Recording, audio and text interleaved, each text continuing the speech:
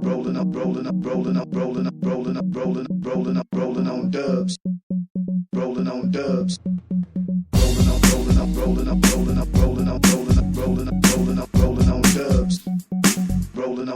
Rolling on dubs.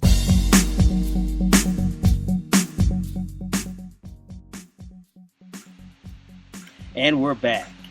Day 2 of the Emory University Track and Field Championships for the USATF Georgia Association.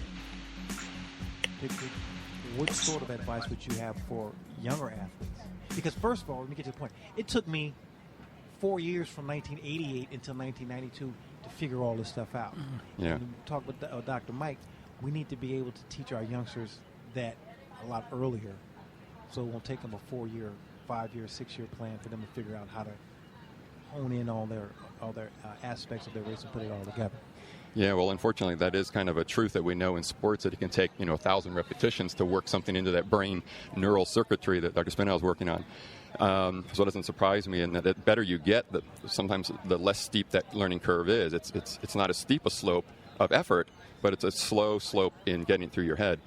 As far as relaxing, I think the best quote I've heard recently was Aries Merritt, who has the world record in the 110 high hurdles. I ran into him the other day and asked him, how does he focus on that intensely fast race where everything matters down to the 100th of a second?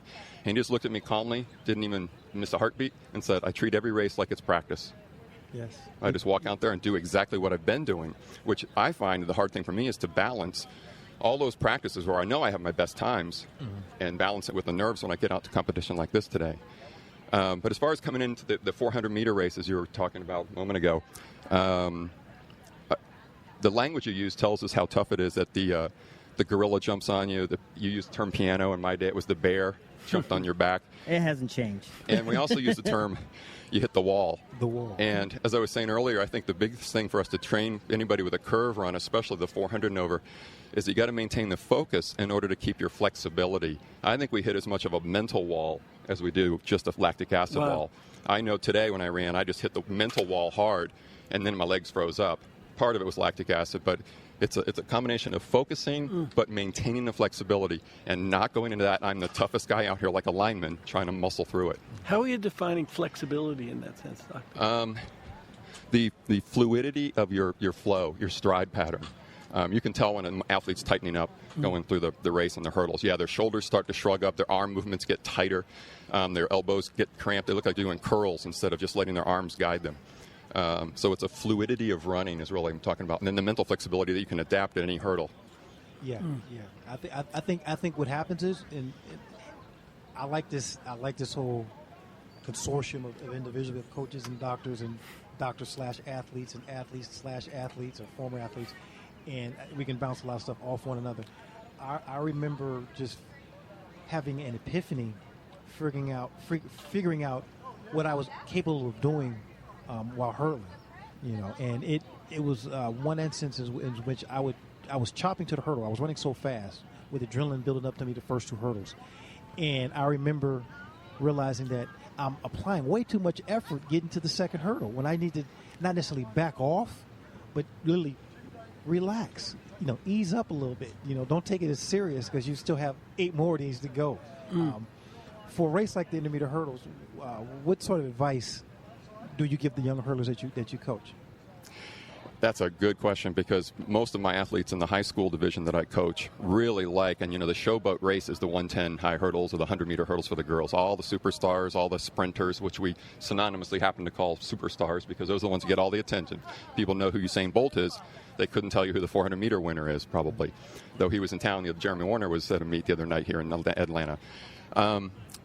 So it's a less favorite race, and it's tough. I use the approach that they do, Curtis Fry and others, that you break the race into 100-meter parts. Some people, I'd like to know your opinion on this. Some will use an animal. They start out like a racehorse, then they go into gazelle for the second 100 meters. Then they're a rhino coming up around the curve, and then coming home they're an antelope or something like that. Or they break a song up into 4 parts or 4 sections of different songs for the 100-meter breakdown for the race. What did you do? I broke the race down, definitely, in what I call critical zones or transitional zones, where I knew where my body felt or what it would like to feel like at certain portions and parts of the race. And I knew, as you said, as how practices are harder than training or going out for competition, I knew what my expectation would be at the 5th hurdle, what it needed to be at the 7th, and how I wanted to feel like for the last 150. And I literally, in certain facets of the race, in my mind, I eliminated the hurdles. For the last 150, I think of it a flat 150 race and finishing up in less than 20 seconds. Yeah. 18 and change, 19 and change. So although I know the hurdles are there, I know I just want to finish up from the flagpole, where flagpole would typically be standing, or a goalpost would be typically standing on the track, and just finish that last 150 up under 20 seconds. And I knew how I should feel naturally coming out of the blocks, going 255 meters, which is to the hurdle, the 7th hurdle. And I knew if I got there in 30 seconds or better, then with the 19 and the 30, that was my 49-second race. So anything above or below those particular times created a consistency in my head that I was going to run a 48-second or sub 48-second race. And I figured with my competition, and typically with the competitors, in an elite level, if you're running 48 seconds flat or better, you should be able to place in the top 3. However, like I said, the margin of error would be plus or minus on any front part of that race. So I know if I typically got there on my worst day, I can get to the 7th hurdle in 30 seconds on the worst day. Rain, wind, craziness. On a great day, I'll get to 28.8. So if I get to 28.8 and match coming home at 18, 28.8 and 18, I'll take a 46.9 race, 47 race, plus or minus. So it factors in. And if you do the repetitions during workout and break it up and down in those sort of zones, you kind of get a mental measuring stick, a clock, or meter, whatever you want to call it, in your brain. Well, what Ian has been talking about with young people, and you've been saying, is it's almost like a big block, like if you were going to make a sculpture of something and you had to, and just slowly getting down to that point. And it seems everyone talks about the phases. Ian was talking about the phases. So I think that's very important to have the imagery. I don't know if the imagery of the animals is the being is the best.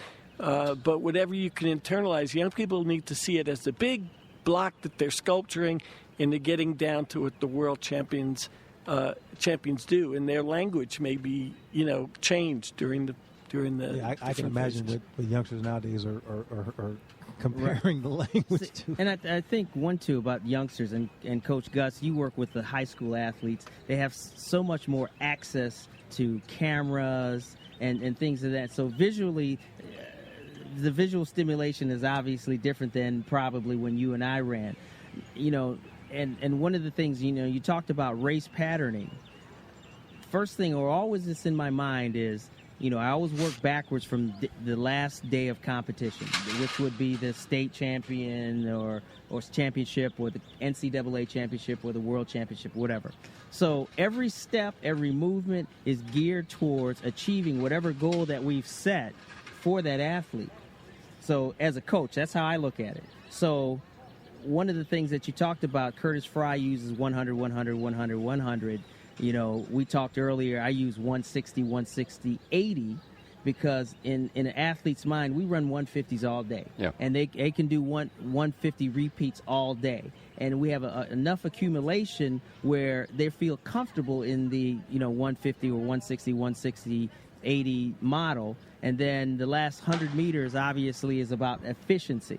So we know physiologically, I'm asking them to manage debt or fatigue or deceleration. We know physiologically deceleration is happening in the last 80 meters. It is inevitable for everybody. You aren't getting any faster. So we help them manage through that. But psychologically, it seems like there's a challenge in effort where you see the athletes, those shoulders, all those manifestations of losing concentration. Now, it's a challenge because we always say kids don't concentrate as much. I mean, I don't know if that's your observation, if their concentration levels are all over the place. Well, I coach the high school division, which in high school it's the 300-meter hurdles. In Georgia and Florida, most states, it's the 300 hurdles. Right. And naturalistically, it works out to what you say. The kids, their favorite distance to race or to practice for the 300 hurdles is the 200 meters. Right. Because everybody loves to run a 200. It's a fun race. It's got a curve in it somewhere. And they're used to that race. They can keep their focus that long. They don't feel like they're draining. They don't feel like they're getting a lactic acid buildup. So we'll start at the 300 mark and do a 200 over to the start of the 100. Repeat that. And it gets us, like you're saying, it's like a comparable to a 150 breakdown. Right. So 200, and then we'll just practice those last hundreds occasionally. That's basically what we're doing with the 100-meter hurdles. Mm-hmm. So naturalistically, it works out to the design protocol that you use. So it's definitely a challenge, and it's definitely different. But I know then, here you are. How many athletes in your group? We'll have 12 to 15 hurdlers in my squad. So you've got 12 or 15 athletes. How do you look at each athlete? Do you look at them individually, or do you look at them as a homogeneous group and you train them the same? Well, that's what's tough. Next year we'll have an assistant coach coming on, the young man who ran at Appalachian State. He'll be coming on to help me. But it's tough in the beginning because you have beginners that are just out of middle school. Their bodies aren't developed yet. They're not real tall. Sometimes people think a tall person's a better hurdler. You can step over the hurdle easier, but sprinting through them is tough when you're tall. It's the little soccer players that are fast with their leg movements. But we have to look at them as individuals, and we use the upperclassmen to help coach the younger ones in the first week or two, because everybody's going to be sore when they first come out for track in the spring. That's our biggest problem. Anybody out who thinks they're old, you come hang out with my high school team. Any given day, you'll have 4 or 5 athletes approach me. Coach, I hurt here, I'm too sore. Can I take the day off my Achilles? Can I go ice? It's not just age. It's at every level when you do things you're not used to doing. Now, let me ask you this. How comfortable as a coach are you if you have Kevin and you have Mike? They're both the same event. Kevin can't handle, maybe he's the junior, Mike's the senior. How comfortable are you at saying, Kevin, you got 10, Mike, you got 8? Yeah, that's where my training as a doctor and a psychiatrist comes in. Every minute of every practice, I'm going between medical doctor, psychiatrist, and coach. And I coached my own kids a couple of years ago, and that was not easy. I had my son. Well, we did pretty well. My son got the school record and was our first region champion in the hurdles. He was the first sprinter or hurdler from our high school. We're only 10 years old to win a region championship. He did it in the high hurdles and got the school record. Sweet. And then my daughter was a 3-sport athlete and hurdled as well. Though my 2 worst injuries in my career of coaching were both with my own kids. So it's a mixed blessing. But how comfortable are you in making that decision in a group setting? So you've got 12, because remember, the challenges of you use that offensive lineman, push. How comfortable are you in that? Because it took me a while to get to that level of comfort. Yeah. I sort of have a 2/3, 1/3 model where 2/3 of it is I'm listening to their body, and their body's talking through them. I can do the 1/3 of what their mind is saying to them that they think they can't do it, and I'll override their body now and then and say, yeah, you got 1 or 2 more one or 2 more run-throughs in you. Mm-hmm. But I listen to their body pretty well, and I get to know them after the first week or 2. Ian, I remember when I was in college, we would have a 400-meter group, but we obviously have a talent level of our quarter miler. So workouts would be broken up in 2 different phases. You have first 2-3 guys, they'll run splits of a certain time, and then you have a group right behind them, maybe a slower group that runs splits of a certain time, a split expectation of a certain time. However, at any given moment, depending on which group you may happen to be in, or whenever you set off from the starting line, you may switch groups depending on that particular day. I may have a bad day and feeling flat, and the coach said, I'm not going to put you in the fast group. I will hurt you. I'll put you in the slower group so you can get your legs up underneath you. Or you may have guys who you thought would be in the slower group, and they just pick it up one particular day and switch groups. And I would say by the end of the month, over a month of time, we have bodies able to go in and out of groups, and then I guess the level of participation would ironically go up. Right. I mean, kind of interchangeable parts. And I'm sure that's something that all coaches pretty much do. Well, not really. And I'll give you me as an example. I was trained by my coach, who was trained by his coach, et cetera, et cetera, et cetera. So what he did initially is what I did, because it worked for them. What it was is I looked at it as a shotgun approach. I'm going to hit something. I'm going to miss some. I'm going to hit some. I said, how do I make my group much more efficient? And it took me a very long time to say, you just don't have it today. Yeah, you got to have a standard. You got to have a standard to begin with. And say, Kevin, and I've got to make an executive decision to say, Kevin, are you you just messing around today, or did your dog die? And that's really messing with you. Because then if I push you to that level, now you and I are fighting, or I physically hurt you because you're not engaged at that. And it took me a long time to say, okay, I'll err to the side of the athlete versus the error of this great workout that I put together. And I know a lot of coaches aren't there. And it took me a good 20 years. So 2/3 of my coaching career were spent trying to figure it out. All right. And one day I was laughing with one of my athletes. I said, I apologize to you because I messed you up because I could have got more out of you. I mean, not that I really messed them up, but I could have got more out of them by just looking at it based on them. So then I started at this point and say, okay, I got a bunch of quarter milers. You got 6, you got 8, you got 10, because you can handle that. And then if you can't handle that day, okay, we can stop. That's good. For them, initially they were like, oh man, he's letting me get away with murder. No, I'm not letting you get away with murder. I'm letting you recover physically. Yeah, I think I'm going to hit you tomorrow. Yeah, that's one of the hardest parts of a lot of athletes and coaches early on. The onset of athlete and coach's relationship is the fact that they don't know what barometer each one has, and may either push too hard or run away too soon. You know, I know as a young athlete, I had a comfort zone that was there, and I felt comfortable doing a certain extent of the workout, and all of a sudden I felt like the world was coming to a crushing end, and it literally took older classmates and say, you know, step it up. You know, where's your heart? You know, push yourself. And I really wasn't mentally at a level that I wanted to challenge my own ability. But it wasn't until I kind of got backed in the corner where I said, okay, I tried everything. Let me try a little harder, as opposed to try opposing and bumping heads with the coach, or feeling so down on myself, on my physicality, that I'm hurting and I'm sore, my Achilles is about to give out, when in fact it wasn't. It was all pretty much upstairs. But like you said, some athletes, you got to talk to them a certain way. You can really do as much harm pushing an athlete than not pushing an athlete. Yeah, on the coach's side of that equation, it's tough for me with especially high school athletes, and with 12 to 15 in my squad. I get to practice and I'm watching them warm up. I'm hearing how much they're complaining about yesterday's practice or the day before when they had a 400-meter workout, and I wasn't there. I was in my office, and they were telling me how sore and tired they are. And I have to go into every practice with a game plan, but also flexible to change it to wherever they are on that given day. And I'll apologize now to them. It looks like I'm disorganized, but I'm taking their pulse psychologically and physically of the last few days and putting together a workout that I can have the bulk of them be able to do and complete it with a sense of confidence. If they all fade out and die after half the workout, then it looks like we're out of sync. Out of balance. So I'm a good coach. You're taking all those things into account. Coach Mike, you when you're at Life College, I remember when you were there and you had a number of international athletes, and they ran anywhere from 800 up to 10K, if not even more. How did you handle those athletes there? Especially those coming from another country, getting acclimated to Smyrna. Well, I was going to say two things. One, I wanted to relate to what Ian said. My coach was Percy Cerity, and he was like probably the greatest coach mentally of any coach. And he saw sport as an art form, and that's what he wrote his books about. And he had people like Herb Elliott visualize running up a sand dune and visualizing they were St. Francis. And, you'd go into, when you'd stay at his training camp, every night he would go into these very deep philosophical conversations. And so, that could never leave you.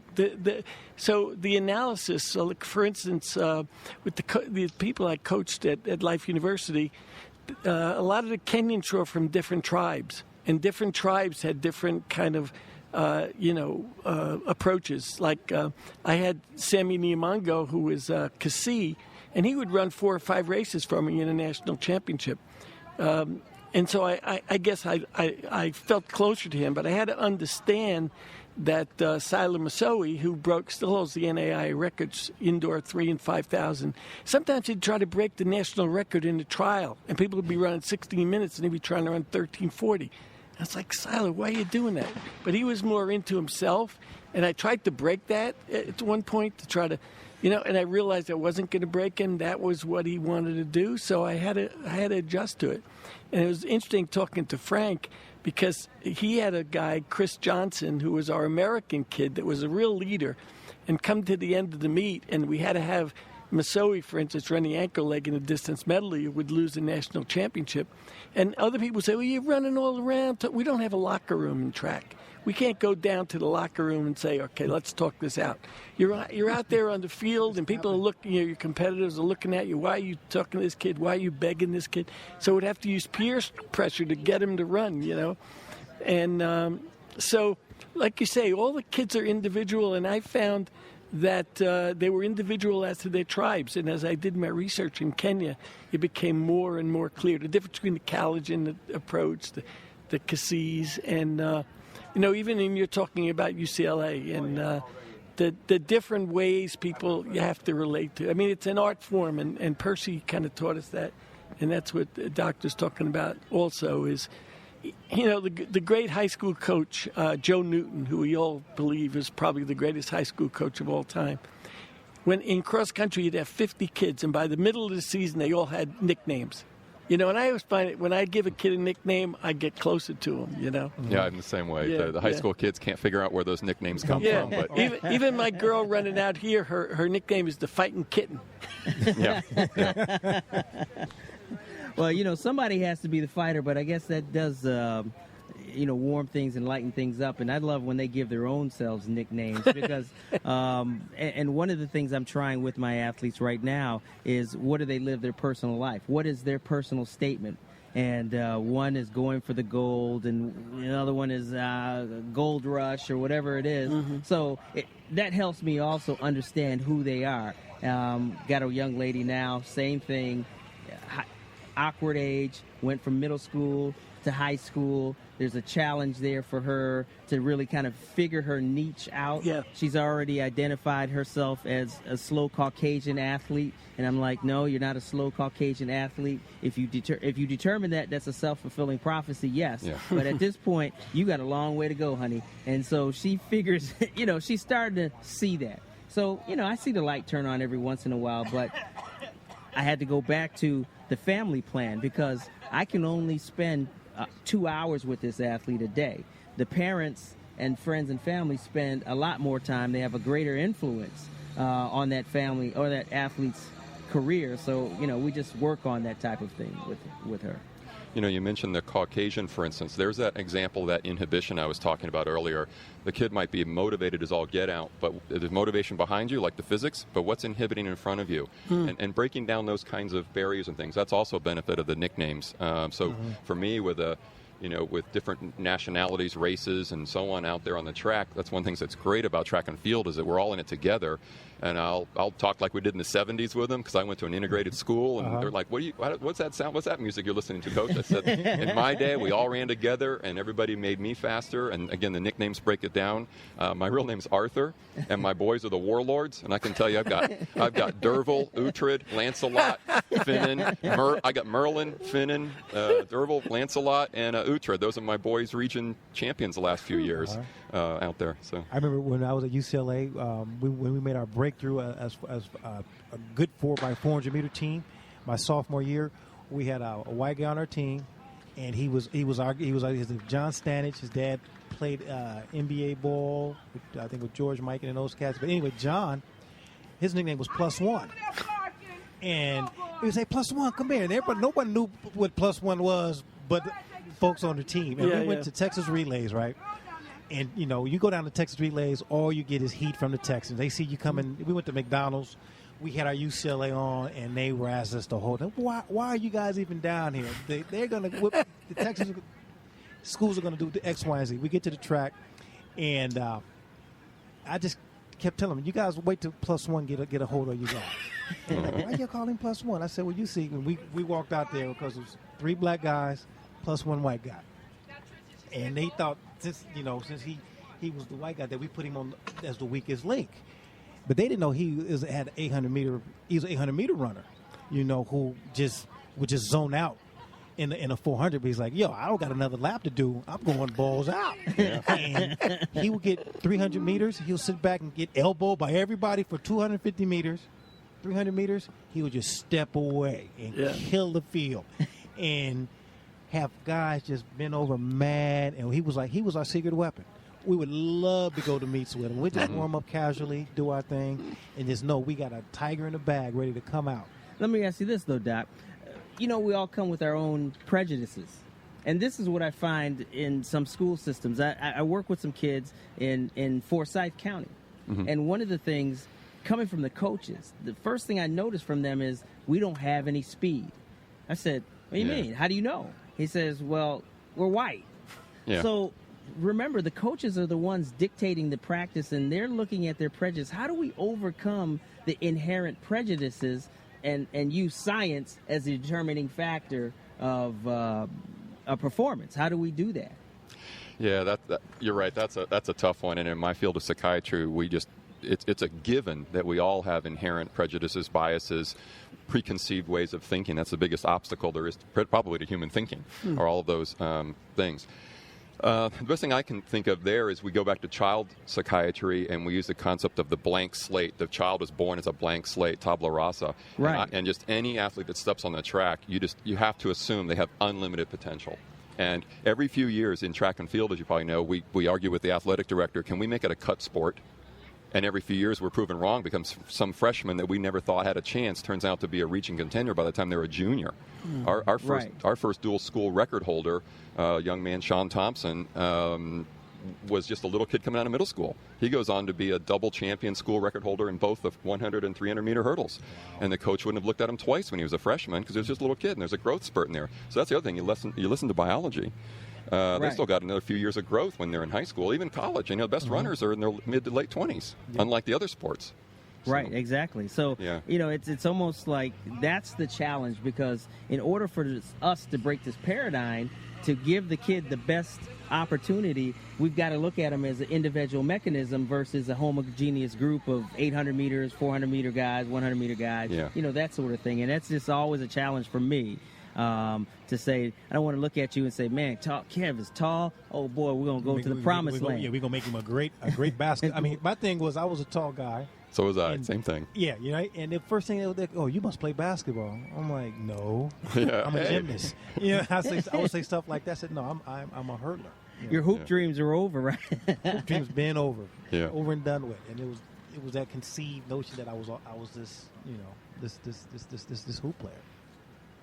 Well, gentlemen, it's been great. Man, 40 minutes rolls by. And Dr. Gus, thank you for stopping in on the show. This will be available later on the USATF Georgia website. So that's www.usatfga.org. And what's next for you? Well, for me, I got some work to do after today. I didn't live up to everything I want. Everything that could go wrong kind of did for me today. I got to go back to the mental chalkboard and get some more time in on the track. We'll be gearing toward the U.S. National meet in about 4 weeks, and then the question is, do I return to the World meet where I last ran in Sacramento 2 years ago? When are the Worlds? This year it's in late October in Brazil, way south in Brazil. They'll be coming out of their winter as we come in, and it's a long season this summer because the U.S. National is early July. And then we got 3 months or so before. The qualifiers in July, but the actual meet is in October. Yeah. Now, this is going to be a challenge for you because there's not a whole lot of meets. That's right. So how do you go through the same thing? How do you say meet ready from July all the way to October? It's tough. It'll be a lot of time on the high school and college tracks just practicing over and over because the adults, the Masters and Open, especially Masters, wraps up with U.S. National usually. So I don't know what we'll do, but we'll all be training. Atlanta's a great place for track. A lot of Olympians around here, a lot of world leaders in the Masters group. 2 of the best world hurdlers are right here in Atlanta that I train with sometimes. So they're here to train with, but we're figuring out how we're going to do that and who's going to go. Right. How do you mimic, competition when there are no competitions? Yeah. Well, Dr. Gus, thank you very much. And we will talk to you soon. All right, ladies and gentlemen. Thank you so much. Many small business owners soon discover that one of their major keys to success will be their advertising. They may have the best service or the best selection, even the best prices in town. But without some word on the street promotion, the traffic may not be there. Contact us today. We can help. 404-444-3747. That number again is 404-444-3747. We've got your voice. All right, we're back on the air. I'm here with Tecumseh Pete and, of course, the inevitable, the indomitable Kevin Young, world record holder and Olympic medal champion. Tecumseh, how you doing today? Fine. How you getting along? Man, I'm getting along, man. It's been a while since we've been on the track, huh? Oh, yeah, quite some time. Yeah, man, I remember you, that Achilles heel that was going on. That was the right leg? No, that was the left one. That was the left one, and then you went out and had the twin right surgery on your Achilles. Yeah, just wanted to make it double the pleasure, double the fun, you know? All right, man. So tell me, let's catch up. What's in your schedule for this year? Right now, just doing the all-comers meet. Of course, this meet here, most of your local meets. And, of course, we go to the outdoor nationals. And, of course, in the Masters, they have the Worlds in Brazil. And that's late in October, and I will not be going to that. Yeah, we were talking to Dr. Gus, and we were talking about how long the preparation was. I mean, they're just between nothing and the national championship to something. Right. Yeah, I mean, it's just it because, that's our beginning of fall. I think it's their beginning of summer. If you will. Wow. And so, just because you're in two different hemispheres, I mean, it just makes it kind of difficult. Yeah, that's right before all the holiday stuff we have up this way. You know, we got Thanksgiving and Christmas, and that's the 60 45 to 60 days out, and it could be taxing. Yeah, I mean, especially, for a Masters athlete. I mean, you have to have your training schedule set to where your body can sustain that pounding and the rigor of training. But to go to that extended period of time, you probably won't be as sharp as you want to be. Because after July or maybe August at the latest. That's it, right? That's pretty much it. So you got August, September. Then you go into October, and I want to say it's at the middle towards the end of October. Right. So now, Tecumseh, obviously you're a Masters athlete. Masters athletes have a challenge. You've got a job during the day. Oh, yeah. You've got 2 young children at home. Baby got to eat. Baby's got to eat. Oh, yeah. And so, one, what's the motivation of getting out here and run? Why?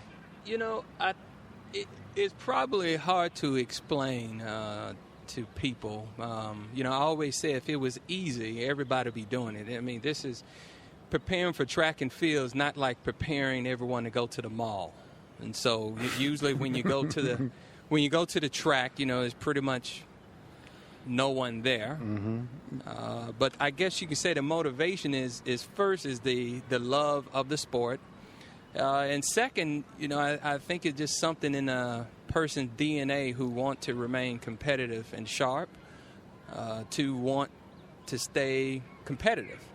And therefore, especially if you've been to the pinnacle, most of you guys have, if you go to, you've been a world record holder, you go to world meets, become a world champion, those types of things. If you at the, the pinnacle of Masters track and field, ranked in the top 10, top 20 in the nation in the world, you kind of like want to stay there once you get that first hit, if you will. How long have you how old were you when you started your Masters career?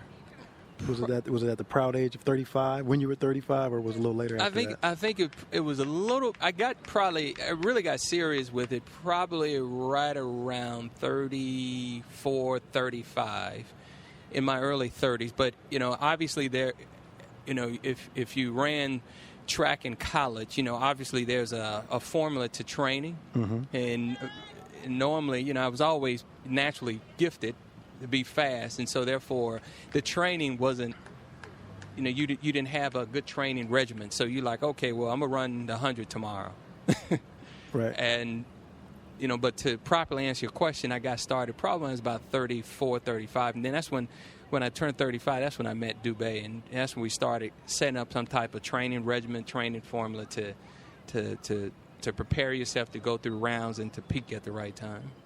That whole being healthy process. I discussed and talked about doing some serious Masters athletics, hopefully in the near future. I got hurt along the way, and I realized that certain athletes who've been involved in it and gotten their body acclimated into the yearly preparation, the grind of masters athlete.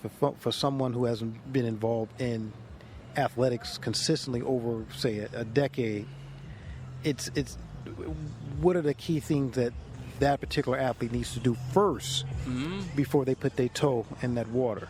Well, first of all, I would probably tell them to do a little bit of soul searching, because it is not for the faint of heart and the weakest of mind.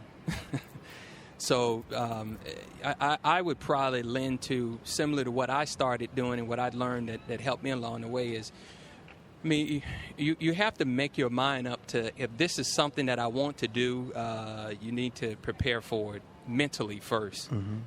And then at that particular point, if you, when I said mentally, because you're going to get into situations where you don't feel like doing it, you sore or whatever the case may be. You got to fight through that battle.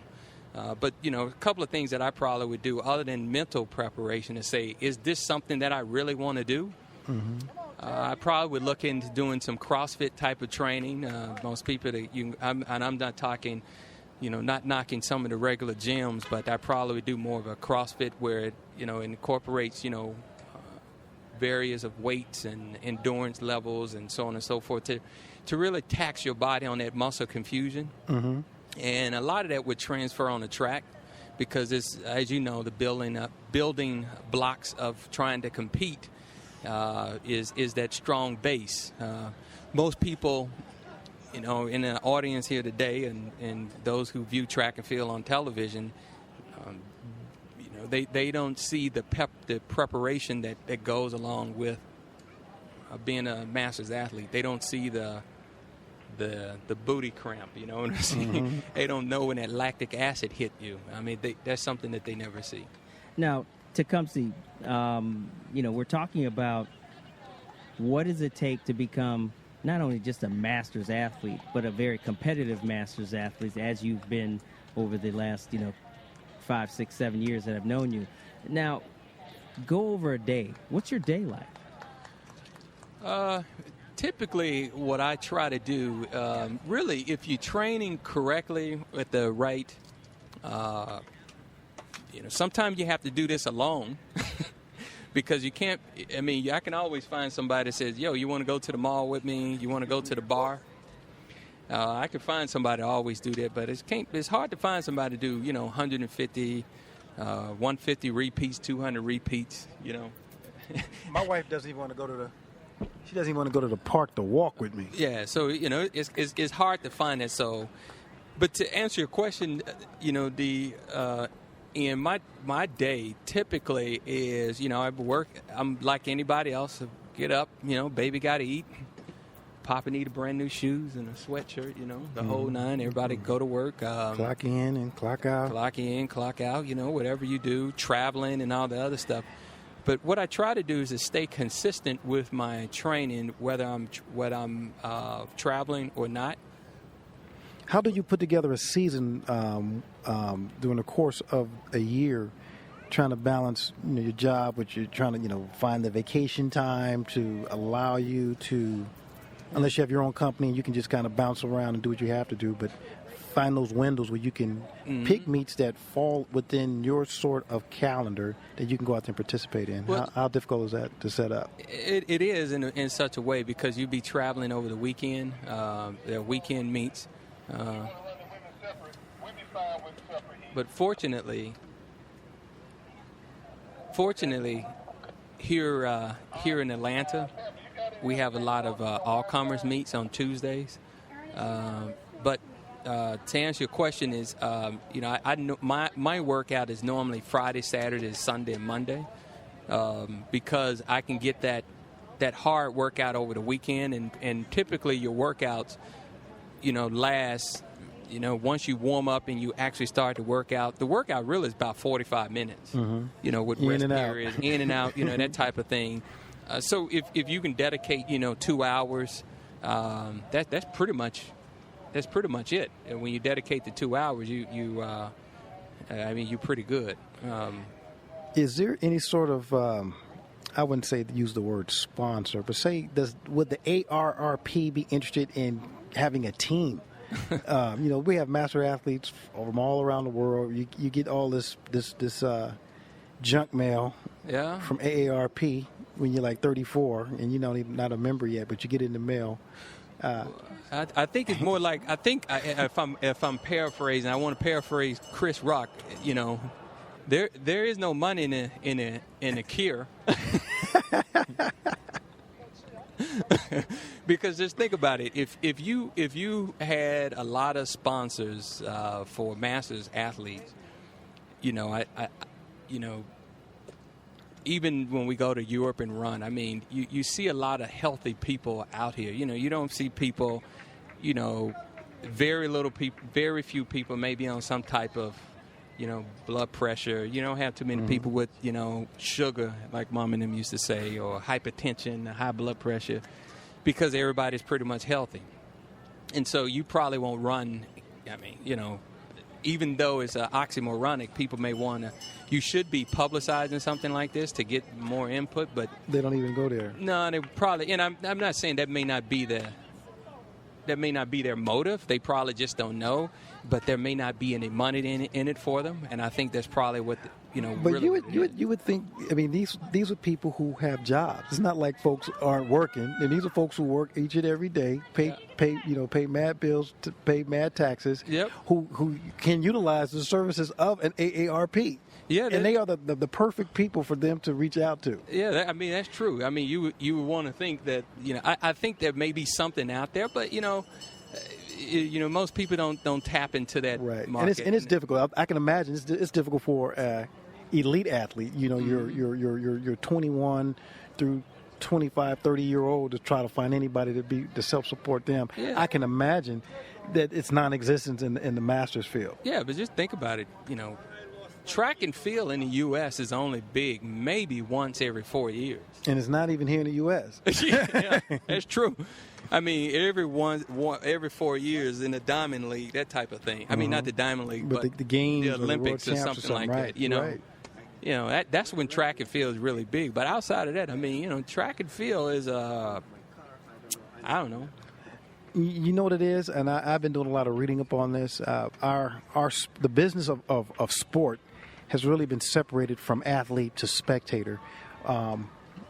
It's really the commercialization of the spectator or what they want, and utilizing a sprinkle of a few athletes. Yeah. Because the money is not really in the athlete. It's when you go to a Michigan game, the people, you got 105,000 people in the stands who buy memorabilia, concessions, sweatshirts, bumper stickers, the whole 9 yards.